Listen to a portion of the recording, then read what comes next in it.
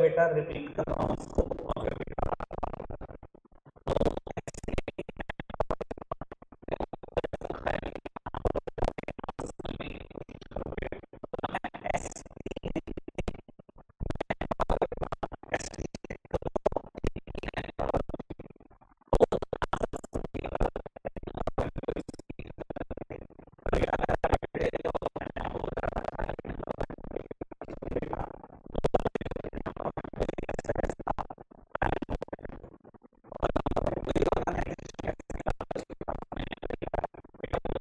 फिर परफॉर्म करती है एनालिसिस एंड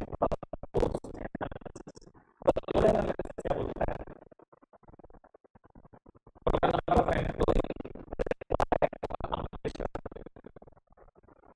टोटल कितने एम्प्लॉय आपके टारगेट को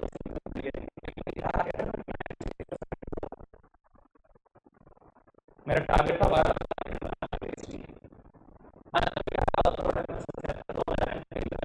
12 बनाने और बेचना फिर बेटा ऑर्गेनाइजेशन परफॉर्म करती है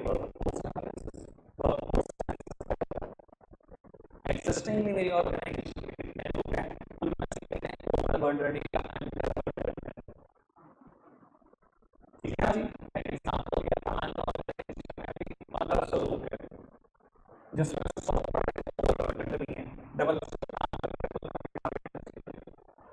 तो वो कैसे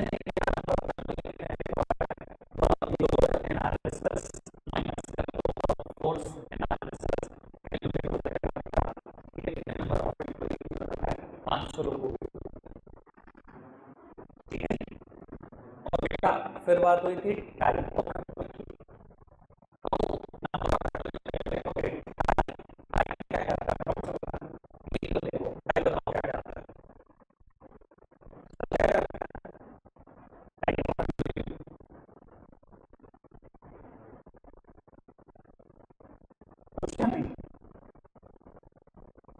क्या आता है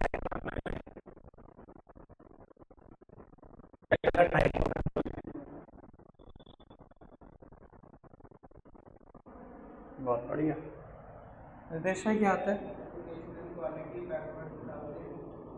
बाबू सबसे पहले तो ये सोच लो किस एजुकेशनल क्वालिफिकेशन के साथ एम्प्लॉय चाहिए किस एक्सपीरियंस के साथ एम्प्लॉय चाहिए किस बैकग्राउंड के साथ एम्प्लॉय चाहिए क्या नेचर ऑफ जॉब परफॉर्म करने वाले सब सोच लो भैया ये तो डिसाइड कर दिया 500 एम्प्लॉय चाहिए ये नहीं देखोगे क्या किस डिपार्टमेंट में कितने चाहिए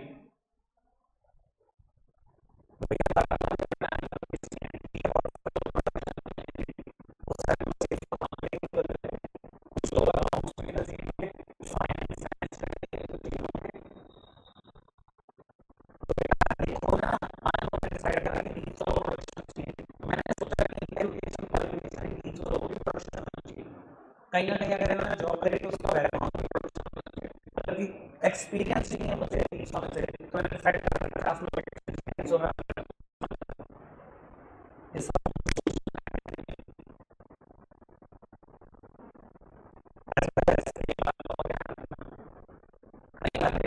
ऑर्गेनाइजेशन की पॉलिसी आउट ऑफ दैट तो कितने परसेंट तो कितने परसेंट तो माइनॉरिटी से आएंगे कितने परसेंट लोग बैकवर्ड क्लास आएंगे तो वो भी टाइप ऑफ ऑर्गेनाइजेशन एक गवर्नमेंट ऑर्गेनाइजेशन है और हमारा रोल है कि रिजर्वेशन हमारे 20% रखिए बैकवर्ड क्लास की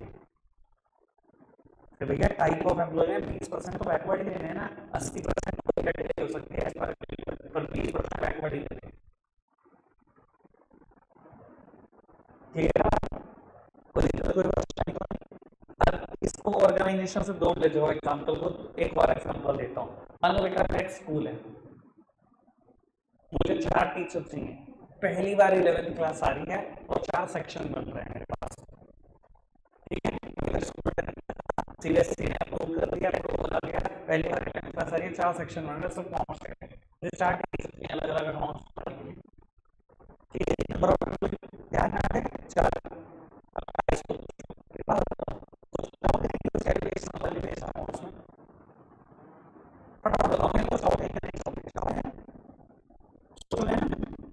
अगर उसने जॉब करी है तो अकाउंट्स में की, हो सकता है कि मैं कहता हूँ दो एक्सपीरियंस 2 साल से चला लूँ, नहीं सब कुछ सोचना पड़ेगा। और मान लो एक ऑर्गेनाइजेशन की पॉलिसी है कि मैं 50% जॉब देता ही हूँ, मैंने कहूँ तो 4 में से 2 कम से कम मैं 2 मेन स्टाफ चलेंगे, कोई दिक्कत तो परेशानी तो नहीं। उसके बाद बेटा हमने बात करी थी रिक्रूटमेंट और सिलेक्शन पर, घर जाके किताबें खोल लिया कर थोड़ी देर। हमेशा आपसे एक बात कहता हूँ, अकाउंट से 1 घंटा दे देते हो आप, होमवर्क पे मिल जाता है अकाउंट्स में, 20 मिनट देके देख लो बिजनेस स्टडीज और इकोनॉमिक्स को, 100/100 नंबर ना दी जो कहोगे वो हार जाऊंगा। ईमानदारी से कह रहा हूँ, पहले दिन से लेकर आखिरी दिन तक पेपर नहीं देते, 20 मिनट को पढ़नी है बिजनेस स्टडीज और इकोनॉमिक्स। अगर आपके सामने पढ़ना है गुनहगार हूँ मैं, आपका ध्यान रखना, आप कंसिस्टेंट हो, मैं दिखाऊंगा नंबर कैसे आते हैं। लोग अकाउंट होते रहते हैं, पूरे साल पढ़ते रहोगे, 2-2 घंटे पढ़ते रहोगे, शायद अभी 20 मिनट पढ़ के 100 नंबर, उसके 20 मिनट नहीं खर्चने हमने। 5 साल का इतिहास है, पिछले 5 साल में मेरे पास 100 वाला बच्चा है बिजनेस स्टडीज का, 100 वाला बच्चा है इकोनॉमिक्स का,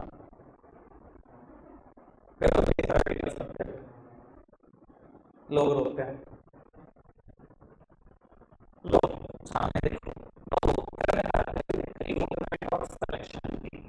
बेटा रिक्रूटमेंट और सिलेक्शन, ठीक है, हमें 4 टीचर चाहिए, अकाउंट्स पढ़ाने वाले चाहिए।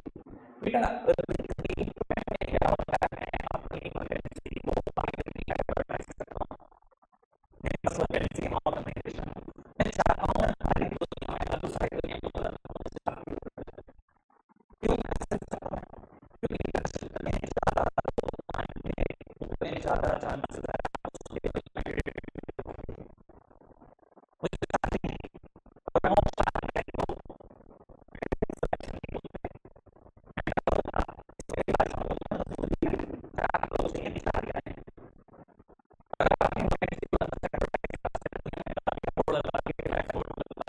भाई साहब सब कुछ कर दिया,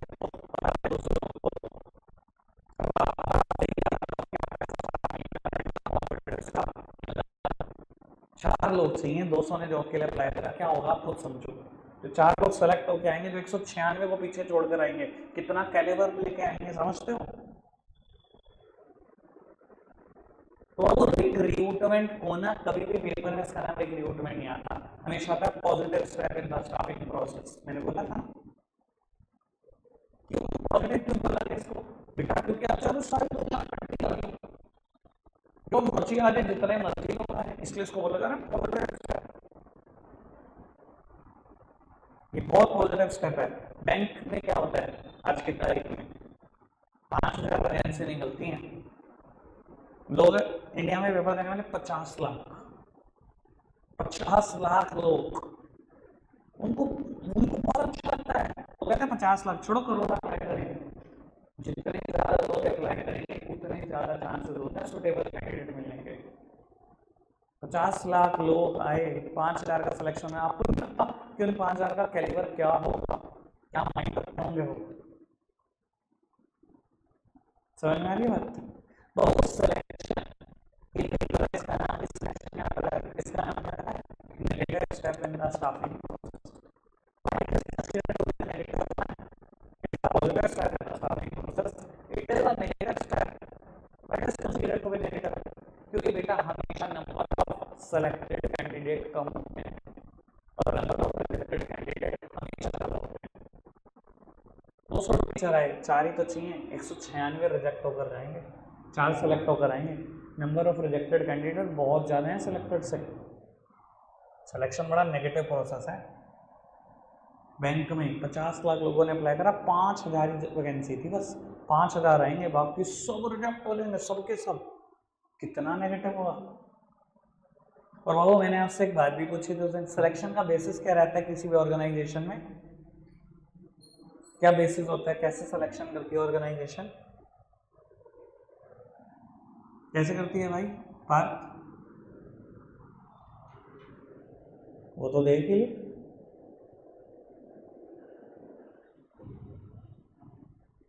नहीं क्या सुन रहे हो यार तुम। रिद्धि जी क्या देखते हैं सिलेक्शन करते टाइम, कैसे सेलेक्ट करें? 4 टीचर चाहिए, 200 आगे, अब क्या करूं?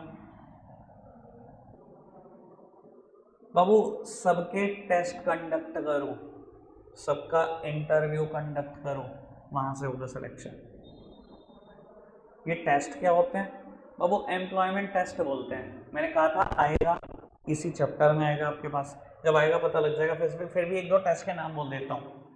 एप्टीट्यूड टेस्ट शायद कभी नाम सुनो, इंटेलिजेंस टेस्ट नाम सुनो, ट्रेड टेस्ट, इंटरेस्ट टेस्ट, कुछ टेस्ट होते हैं।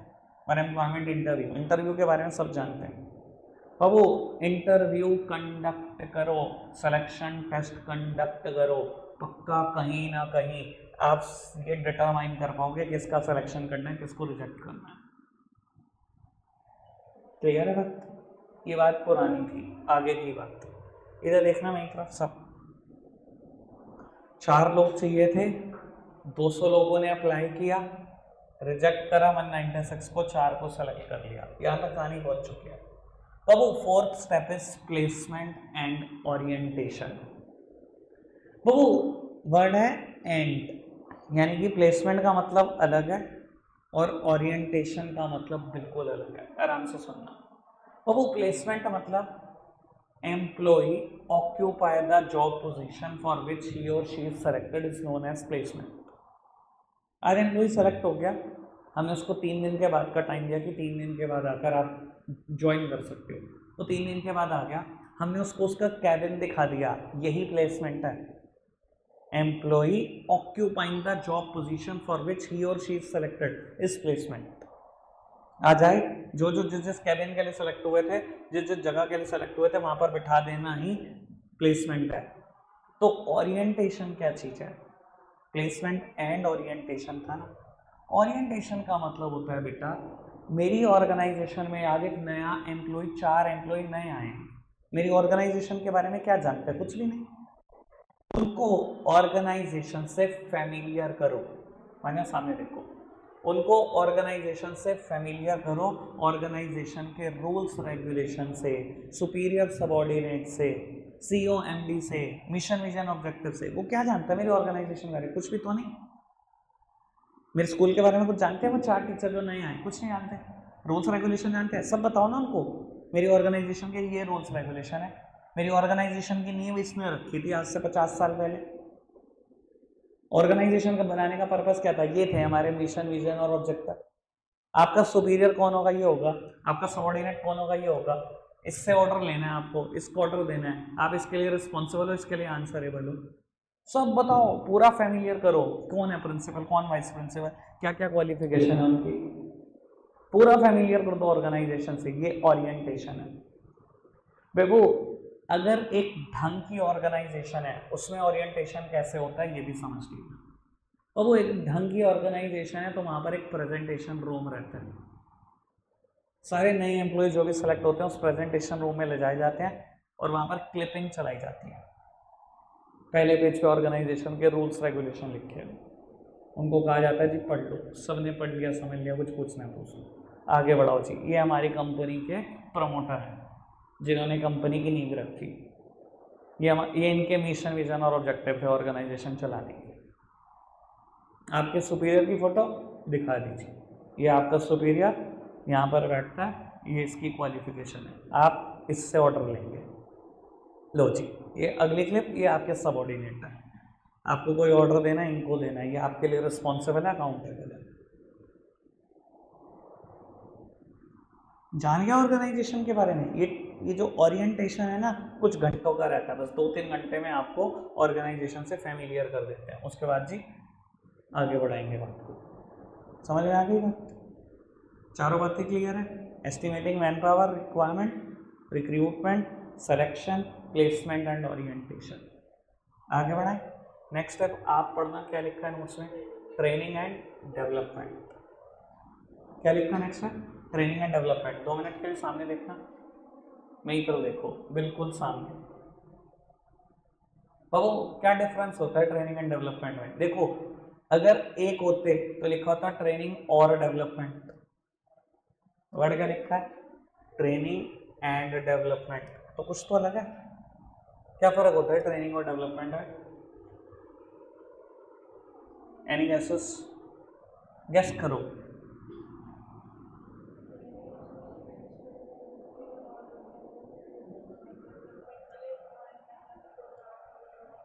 ट्रेनिंग से स्किल्स डेवलप होते हैं और डेवलपमेंट से स्किल नहीं डेवलप होते।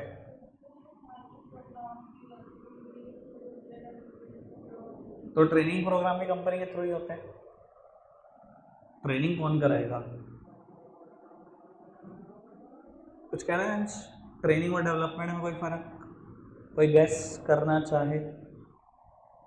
देखो मैं आपको क्लियर करता हूँ बाबू। ट्रेनिंग ना जनरली एक स्पेसिफिक फील्ड में होती है, और अगर देखा जाए it is related with your job position.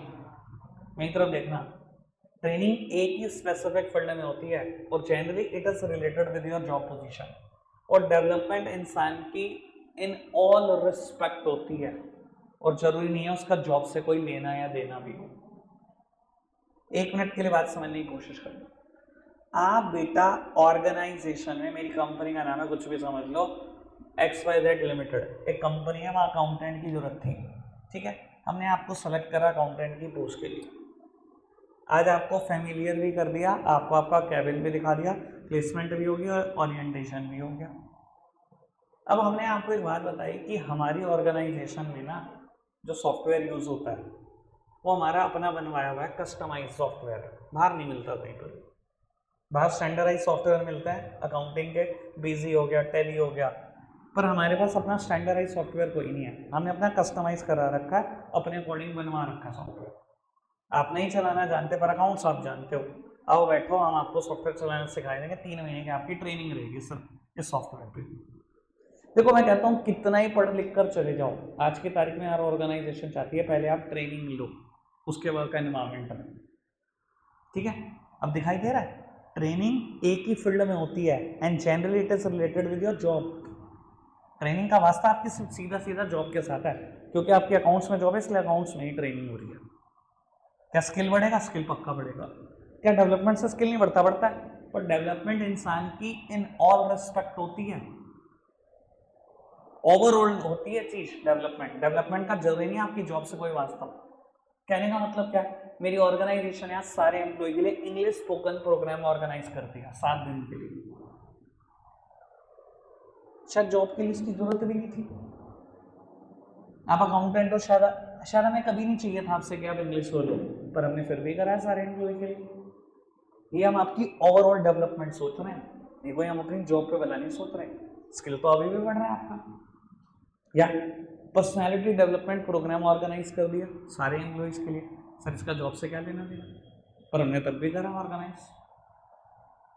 Development इंसान की ओवरऑल होती है in all respect and it may or may not be related to your job. समझ में आया ट्रेनिंग और डेवलपमेंट में फर्क?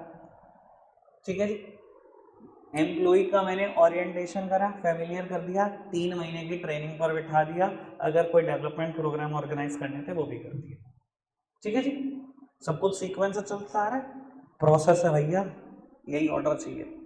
ठीक है, आगे बढ़ाओ बाबू। 6 स्टेप कहता है परफॉर्मेंस अप्रेजल। ये क्या चीज होती है परफॉर्मेंस अप्रेजल? बेटा performance appraisal means performance evaluation, performance को चेक करना। देखो एक बार आपने एम्प्लॉय को ट्रेनिंग दे दी, मान लो 3 महीने के लिए हमने ट्रेनिंग दी है उसको, और उसको कुछ टाइम के लिए जॉब पर छोड़ देना है। 3 महीने ट्रेनिंग देकर उससे काम कराना शुरू करा, 6 महीने तक उसको बिल्कुल नहीं देखा, 6 महीने 5 महीने 4 महीने जैसे भी ऑर्गेनाइजेशन की पॉलिसी। एक बार एम्प्लॉय को ट्रेनिंग दे दी और कुछ टाइम के लिए उसको जॉब पर छोड़ दिया, अब हम उसकी परफॉर्मेंस को इवैल्यूएट करेंगे, परफॉर्मेंस इवैल्यूएशन करेंगे, परफॉर्मेंस अप्रेजल करेंगे against certain pre determined standards.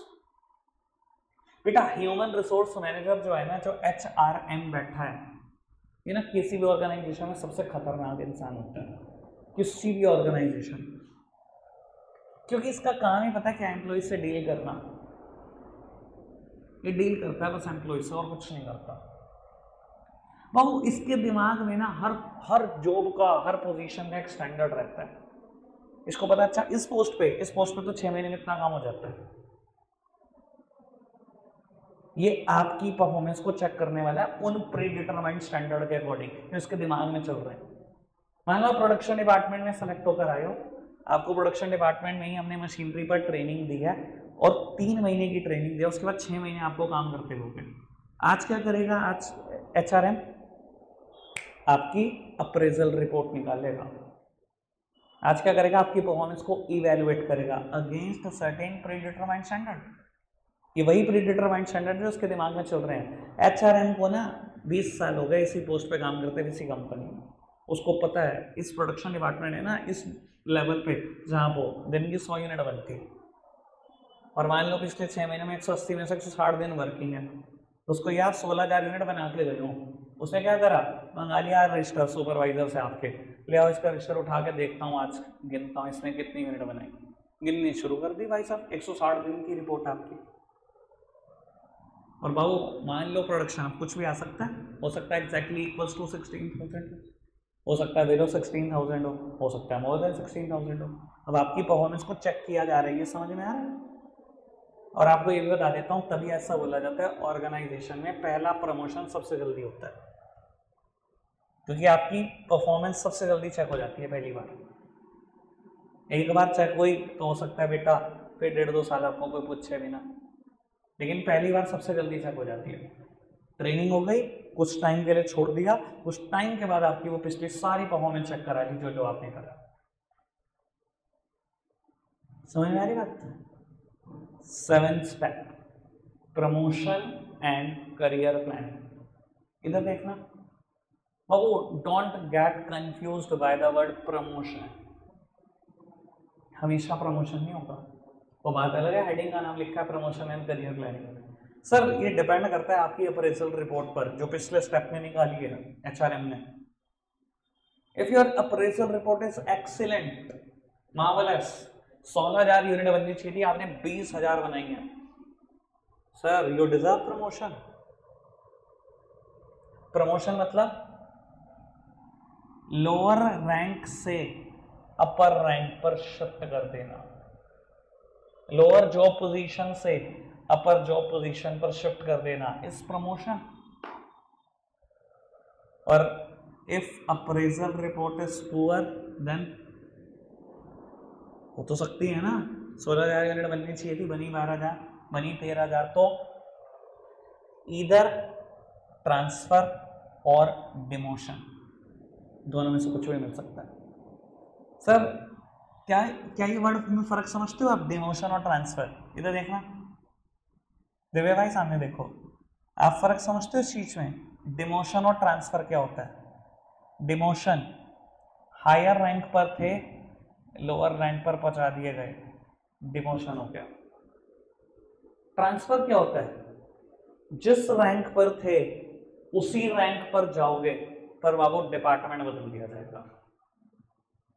HRM ने कहा अच्छा प्रोडक्शन डिपार्टमेंट में था, 3 महीने काम भी सिखवाया, 6 महीने तो काम करते हो गए, क्या यूनिट बनाई? 12,000, 16,000 तो मेरी एक्सपेक्टेशन ही थी।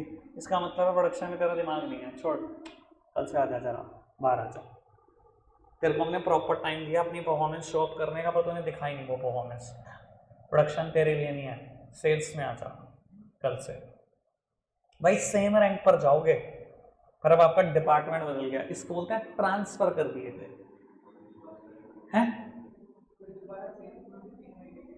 हाँ, जब काम आता नहीं तो काम तो सिखाना पड़ेगा। क्वेश्चन सुना था सबने? रितेश ने बोला कि क्या सेल्स में दोबारा ट्रेनिंग देनी पड़ेगी? देनी पड़ेगी, आता ही नहीं जब उसको काम। और ऑर्गेनाइजेशन में कहता हूँ काम आता भी हो तब भी आपको क्या करती है आज की तारीख में, पहले अपने वर्क एनवायरनमेंट के अकॉर्डिंग जरूर ट्रेन करती है। यार इतने पढ़े लिखे लोग जाते हैं भाई साहब, पहले ट्रेनिंग पीरियड पे रहते हैं। आपको एक बात बता दूं तो आपको बड़ी हैरानी होगी, CBSE के अकॉर्डिंग अगर आप टीचर अपॉइंट होते हो किसी भी स्कूल में तो पहले 1 साल में आप ट्रेनी होते हो। समझ में आई बात? 1 साल ट्रेनी की सैलरी मिलती है आपको और उसके बाद बेटा प्रॉपर टीचर की। सर किसी भी स्कूल मतलब समझ रहे हो ना, ये तो नियम ही हो गया। मेरी ऑर्गेनाइजेशन में आओ, पहले मेरे वर्क एनवायरनमेंट के अकॉर्डिंग ढल जाओ, उसके बाद देखेंगे। क्लियर है बात? बाबू 7th हेडिंग का नाम जरूर प्रमोशन एंड करियर प्लानिंग था, कंफ्यूज नहीं होना। सिर्फ प्रमोशन नहीं हो सकता, प्रमोशन हो सकता है, डिमोशन हो सकता है, ट्रांसफर हो सकता है, depending upon your appraisal report. ठीक है जी। और लास्ट हेडिंग जब मैं करा दूंगा तो मैं पढ़ने का मौका दूंगा, 8 के 8 हेडिंग आप पढ़ेंगे। और मैं पहले बता रहा हूँ उसमें बड़ी गलतियां कर रखे हैं, दबा के गलतियां, मैं भी बता दूंगा क्या क्या ठीक होना है। ठीक है जी। चलो सुनना बाबू, 8th हेडिंग है कंपनसेशन। बाबू प्लीज सामने देखना। बाबू अब एक एम्प्लॉय आया, सेलेक्ट हो गया, नया था, मैंने सबसे पहले उसको उसकी जॉब पोजीशन दिखा दी, फिर बेटा फैमिलियर कर दिया, ट्रेनिंग भी दे दी, परफॉर्मेंस भी चेक कर ली, अच्छी लगी तो प्रमोशन कर दिया, बुरी लगी तो डिमोशन या ट्रांसफर कर दिया। वो जो आया वो फ्री में काम करने आया, फ्री में। किसके लिए काम कर रहा है वो? किसी ना किसी पे के लिए काम कर रहा है। कहता है उसको कंपनसेशन दे दो। लेकिन मैं काम की बात बोलने चाह रहा हूँ, कंपनसेशन क्या होता है अगर कभी डिफाइन करना हो तो all form of rewards given to an employee is compensation. All forms of reward, कोई भी रिवॉर्ड देते हो आप उसको, सब कंपनसेशन है। लेकिन ध्यान रहे कंपनसेशन दो तरीके की होती है, डायरेक्ट कंपनसेशन और इनडायरेक्ट कंपनसेशन। और अगर मेरी बात सुन लोगे यहाँ पर तो कभी जिंदगी में डायरेक्ट और इनडायरेक्ट में फर्क करना आपसे बेटर कोई बता नहीं पाएगा। डायरेक्ट और इनडायरेक्ट कंपनसेशन क्या होती है बाबू? वो पैसे जो आपको आज मिलेंगे और नगद मिलेंगे वो डायरेक्ट कंपनसेशन है। इनडायरेक्ट क्या है? या तो आज नहीं मिल रहा या तो नगद नहीं मिल रहा। सुनना मेरी बात, वर्ड पे ही जाना, ऐसी बातें कोई डेफिनेशन नहीं लिखती, कोई टीचर नहीं लिखता ऐसी डेफिनेशन जो मैं बता रहा हूँ आपको। डायरेक्ट कंपनसेशन क्या होती है? जो आज मिलेगी और नगद मिलेगी, जैसे कि आपकी सैलरी या कभी बोनस या कभी कोई कमीशन, बिल्कुल आज मिलेगा, अभी मिलेगा, नगद मिलेगा, ये तो है डायरेक्ट। इनडायरेक्ट क्या? या तो आज नहीं मिल रहा या नगद नहीं मिल रहा। इंश्योरेंस करा दिया ऑर्गेनाइजेशन ने अपने एम्प्लॉय का, अपॉन डेथ फैमिली को पैसे मिल जाएंगे। लाइफ इंश्योरेंस करा दिया आज एम्प्लॉयर ने एम्प्लॉय का, अपॉन डेथ फैमिली को पैसे मिल जाएंगे। सर आज मिल रहे हैं पैसे? आज तो नहीं मिल रहे। मैंने क्या बोला? या आज ना मिले या नगद ना मिले, ये दोनों क्या होते हैं? इनडायरेक्ट। तो लाइफ इंश्योरेंस कराना एक इनडायरेक्ट कंपनसेशन देना है। समझ में आ रही है बात? या एम्प्लॉयर ने कह दिया एम्प्लॉय को कि अपने बच्चों को मेरे स्कूल में पढ़ा दो, कोई फीस नहीं देनी, मेरे स्कूल में पढ़ते रहेंगे आपके बच्चे। सर आज मिल रहा है? बिल्कुल आज मिल रहा है बेनिफिट। कैश मिल रहा है, नगद मिल रहा है बेनिफिट, क्या ये? Indirect compensation. ऑर्गेनाइजेशन ने फ्लैट दे दिया एम्प्लॉय को रहने के लिए, आज मिल रहा है? बिल्कुल आज मिल रहा है। कैश मिल रहा है, क्या ये? Indirect compensation. डायरेक्ट क्या होती है? आज मिल रहा है और नगद मिल रहा है। ये क्या होती है? या तो आज नहीं मिल रहा या तो नगद नहीं मिल रहा। क्लियर है बात? रीड करना जरा पूरा प्रोसेस। सैलरी, हाँ तो वो यार नगद के बराबर ही तो यार, कैश और कैश इक्वल है। अब वो फटाफट से रीड करके बताओ मुझे। अंश कहाँ है तो भाई? अब इनडायरेक्ट कंपनसेशन में ना एक एग्जाम्पल लिखा गया, ठीक है ना, उसकी चर्चा मुझे जरूर करनी है और ये चर्चा बड़ी इंपॉर्टेंट है, आप सब सुन लो।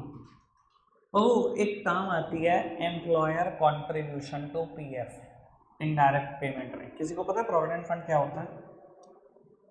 किसी को? पीएफ मतलब प्रोविडेंट फंड, सुना है कभी नाम? हाँ पता है एग्जैक्टली क्या होता है? चलो मैं बताता हूँ, एक मिनट के लिए मेरी तरफ देखो बाबू। ये आज नहीं तो कल मुझे इसके ऊपर डिटेल डिस्कशन करना ही पड़ेगा, मैं आपको ये भी बता रहा हूँ। मैं अब नहीं करूँगा, अभी स्टाफिंग चैप्टर में किसी दूसरी जगह पे करना पड़ेगा। वहाँ नहीं करूँगा, डायरेक्टिंग में एक जगह पर इसका डिटेल डिस्कशन आएगा, वहाँ करूँगा। वहाँ नहीं करूँगा, अकाउंट्स में भी आएगा। तो करना तो भाई आज कर लो अच्छे से और ख़त्म करो इसको। तो वो क्या होता है प्रोविडेंट फंड, थोड़ा सा ये समझना, फिर बताऊंगा employer contribution to provident fund क्या चीज होती है। ठीक है, जिसका कोई भी क्वेश्चन उठे रोक लेना, मेरे को जहां लगे ना मुझे समझ में आना बंद हो गया पूछ लेना। बेटा कई बार ना आप किसी से सैलरी पूछते हो ना, तो लोग अपनी सैलरी पता कैसे बताते हैं कि जी मेरी सैलरी है 12 लाख का पैकेज है मेरा, और इन हैंड 10.5 लाख आता है या 10 लाख आता है। अरे बोला क्या बात कर रहा है यार, जब तेरा पैकेज 12 लाख है तो इन हैंड 10 क्यों आता है, इन हैंड क्यों नहीं आता 12 का 12? तो बाबू ये जो पैसे हैं, जो 2 लाख रुपए हैं, ये कहीं पर चले जाते हैं, तभी तो उसके हाथ में 10 ही बचते हैं। कहाँ चले जाते हैं बाबू? One is taxes and other one is provident fund. सुनना बाबू, टैक्सेस क्यों? बेटा इंडिया में ना नियम ये है कि जो एम्प्लॉयर होता है ना, जो मालिक होता है, उसको फंसाया गया है कि तेरे यहाँ जितने भी एम्प्लॉई है ना, जब तो इनकी सैलरी बटेगा तो टैक्स काट के बटेगा। और मैं कहता हूँ नियम भी बहुत ठीक है, मैं फाइनेंस मिनिस्टर होता मैं भी यही करता। रिलायंस इंडस्ट्रीज लिमिटेड से 1.5 लाख लोगों का टैक्स लेना आसान है या 1.5 लाख लोगों को ट्रेस करना कि लाओ अपना अपना टैक्स जमा करो? ऑब्वियसली रिलायंस है भाई। इन्फोसिस में 2.5 लाख एम्प्लॉय काम करते हैं, इनकम टैक्स किसको फंसा के रखा है?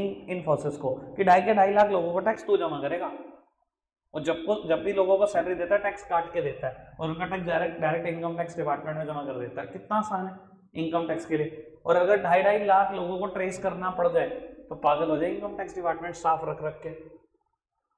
समझ में आ रही है बात? तो एम्प्लॉयर ने क्या किया, आपकी सैलरी थी 12 लाख, ठीक है, मान लो उसमें टैक्स था 1,04,000 रुपए का, 1,04,000 रुपये टैक्स काटा, जमा करा दिया इनकम टैक्स में। एक तो 1,04,000 ये कट गए, बाकी 96,000 क्यों कट गए? मान लो बेटा आपने बोला एम्प्लॉयर को कि 8,000 रुपये महीना में प्रोविडेंट फंड में जमा कराना चाहता हूँ। बाबू ये प्रोविडेंट फंड क्या है? कुछ नहीं, आप बैंक अकाउंट जिसमें रखे हुए पैसे आपको आपकी रिटायरमेंट में मिलेंगे। सुन लो काम की बात, मैं सबसे आसान करूंगा, मुझे नहीं पता लोग क्या क्या बोलते हैं प्रोविडेंट फंड यार में। प्रोविडेंट फंड एक बैंक अकाउंट है, बस सिर्फ एक बैंक अकाउंट जिसमें रखे हुए पैसे आपको कब मिलते हैं? आपके रिटायरमेंट में मिलते हैं। कितने रुपए जमा कराए आपने? 8,000 रुपये महीना। इंडिया में नियम है, जितने पैसे आप जमा कराओगे, आप कितना करा सकते हो ये भी बता देता हूँ, आपकी सैलरी का मैक्सिमम 12%। आपकी सैलरी 1 लाख रुपये महीना थी मेरे एग्जाम्पल में, 12% मतलब 12,000 रुपये महीना मैक्सिमम जमा करा सकते हो। आपने कितना सोचा? 8 कराने का सोचा। जितने आप जमा कराओगे 8,000 रुपये महीना, 12 महीने के 96,000 बैठते हैं, जितने आप कराओगे उतने ही आपका एम्प्लॉयर भी जमा करेगा आपके पीएफ अकाउंट में। इंडिया में नियम है, आपने 8 करे उसने भी 8 करे, आपने साल के 96 करे उसने भी 96 करे, और ये पैसा कब मिलेगा? Upon retirement. और सोचना 1 मिनट में एक तरफ देखना, 96,000 आपने करे, 96 उसने करे, 1,92,000 हो गए 1 साल के। और मैं कहता हूँ आपके 30 साल है और 30 साल की नौकरी हो रहा है, और हर साल ऐसे ही होने वाला है। और जब जब सैलरी बढ़ेगी आप शायद पीएफ में कंट्रीब्यूशन भी बढ़ाओ, आप बढ़ाओगे तो एम्प्लॉयर को भी बढ़ा के डालना पड़ेगा।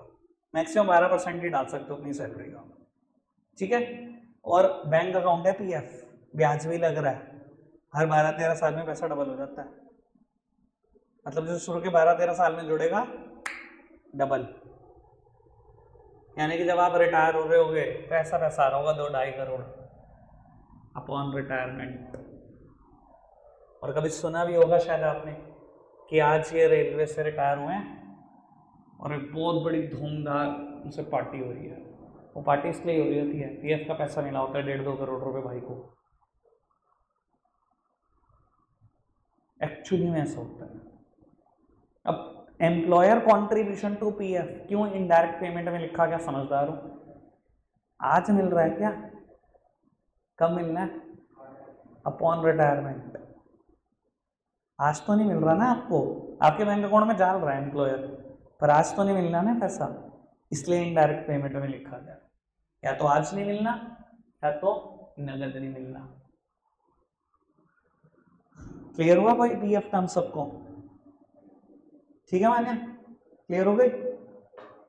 चलो रखेंगे आज के लिए इतना ही प्यारे बच्चों, बाय बाय।